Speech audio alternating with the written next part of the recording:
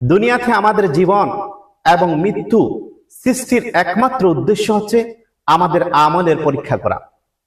আর এই মর্মে আল্লাহ রাব্বুল আলামিন পবিত্র কোরআনের এক আয়াতের মধ্যে বলেছেন, আল্লাযী খালাকাল মাউতা ওয়াল হায়াতা লিয়াবলুয়াকুম আইয়ুকুম আহসানু আমালা ওয়া হুয়াল আজিজুল গফুর। আলোচ্য আয়াতের অর্থ হচ্ছে, যিনি মৃত্যু ও জীবন সৃষ্টি করেছেন যাতে তিনি তোমাদেরকে পরীক্ষা করতে পারেন যে কে তোমাদের মধ্যে আমলের দিক থেকে উত্তম। আর তিনি মহাপরাক্রমশালী, অতিশয় ক্ষমাশীল।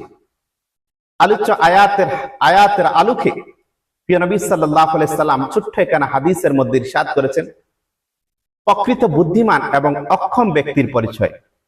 প্রিয় নবী সাল্লাল্লাহু আলাইহি সাল্লাম ইরশাদ করেছেন, আন শাদ্দাদ ইবনে আওস রাদিয়াল্লাহু তাআলা আনহু قال قال رسول الله صلى الله عليه وسلم الكيس من دان نفسه وعمل لما بعد الموت والعاجر من اتبع نفسه هواه وتمنى على الله।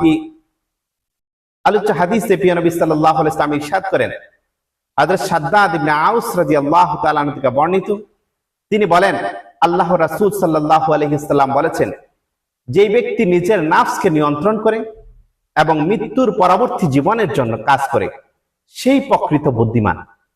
আর যে ব্যক্তি নিজেকে কুপ্রবৃত্তির গোলাম বানায় অথচ আল্লাহর নিকট প্রত্যাশা করে জান্নাত, সেই হচ্ছে অক্ষম ব্যক্তি।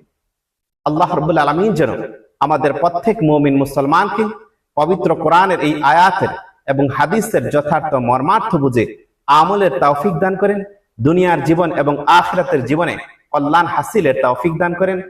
আমিন সুম্মা আমিন।